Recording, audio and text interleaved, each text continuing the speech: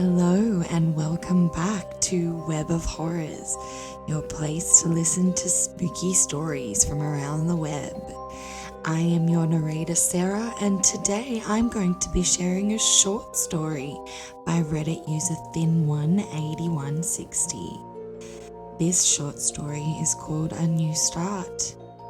So, turn out the lights, find a blanket to hide under, and enjoy these tantalizing and terrifying spine chills. Happy horror, my friends, and sweet dreams.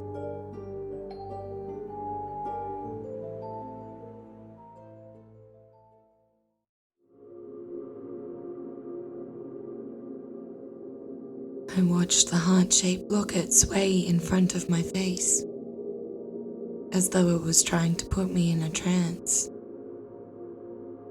I remember when he gave it to me, a way to profess his love and yearning for me.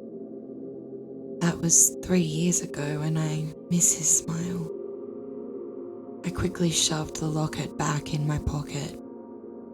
Enough, I whispered to myself.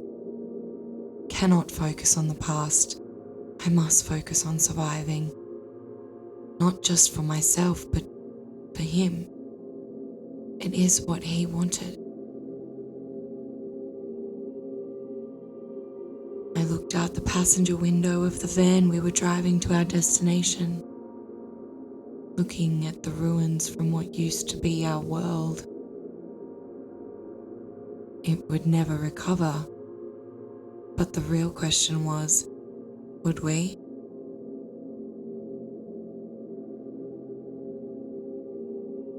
After about an hour into our journey, we arrived at our destination. The cars were lined up as the soldiers were taking the passengers of each vehicle's temperatures. It looked like we were going to be waiting for a bit, so I looked toward our driver. There were 5 other people in the vehicle with us. A mother with her 2 children, a boy and a girl, who I would guess they were between the ages of 8 and 10, and a young couple no older than I was. Our driver was a middle-aged man named Daniel. "How long do you reckon it will be before we get inside?" I asked him calmly. "Maybe about 30 minutes if we're lucky, I suppose," Daniel replied to me. "I don't know how I feel about being bunched up with a large group of people." "It'll be all right, dear. Just have a bit of faith. We can all make it through this." I sighed and turned back towards the window, fumbling with the locket in my pocket, imagining his face once more. The eyes, blue as the clearest ocean, and hair the color of golden sand. The brilliant smile he always gave me when he thought I was not looking. I leaned back into the seat and closed my eyes, and slowly fell asleep thinking about him. I was not out for very long before I was awakened by a soldier knocking on my window. I opened my door to get out. Another soldier was opening the back doors and having the folks in the back get out. As I did, I was startled by screaming coming from right behind me. The soldier had taken the boy's temperature and it had been low. He had moved the gun's position to where it was pointed on the mother.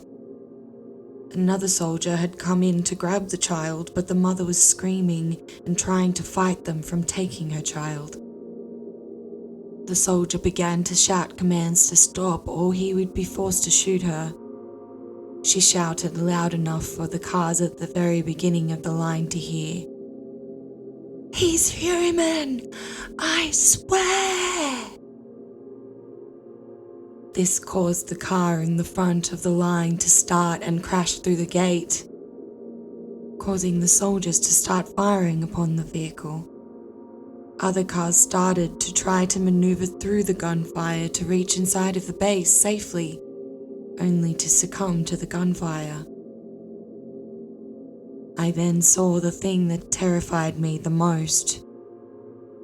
The mother's face and her children began to distort horrifically, their faces twisted in a way that was not humanly possible. The smile on the young girl's face grew to where it stretched and covered the bottom half of her face. She looked at the soldier and opened her mouth to reveal hundreds of tiny razor-sharp teeth lined up in rows. The soldier, fumbling with his gun, tried to raise it, but she clamped down on his arm before he was able to let off a single shot. The soldier screamed as his arm was taken off, and all but a bloody stump below his elbows was left. The girl then lunged for his throat, ripping it out as the blood dripped down her chin. The girl's mother was attacking the soldier that had taken a hold of the young boy. He was on the ground now, struggling to fight, but it was too late. She had his lower intestines in her hand, pulling them out as her son was piling them into his mouth. I turned to Daniel. His face had warped into something that was unrecognizable. Where his eyes were, tentacles had protruded. They were reaching for the soldier in front of him. Before he could reach him, he started to fire bullets into him. They struck him, a few going right through his torso. I knew I had to run, get into the base before the monsters got to me.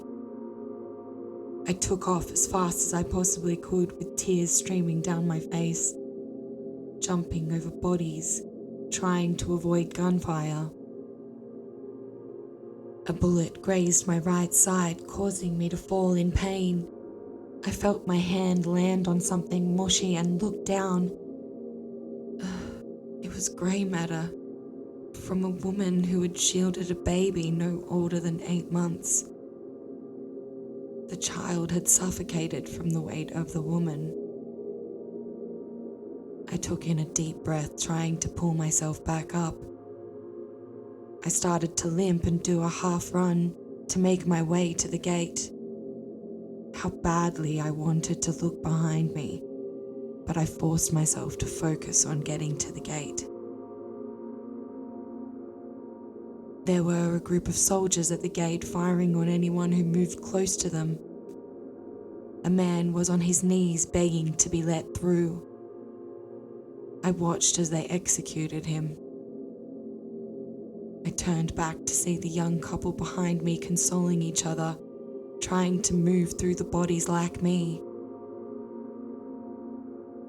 I turned to them, and the young man nodded his head in agreement. In that moment, my own face started to shift. It was now that we needed to break through. We needed this new home, and we would take it by any means necessary. This is what I promised him as I touched the locket for strength. I needed to continue.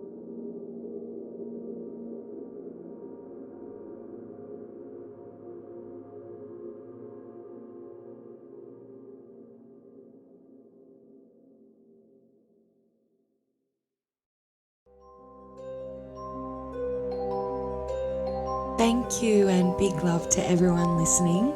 If you enjoyed this narration, please hit subscribe and click the bell to get spooky reminders. If you're interested in having your story narrated, jump over to my subreddit, Web of Horrors, and submit your story there. Once again, happy horror, my friends, and sweet dreams.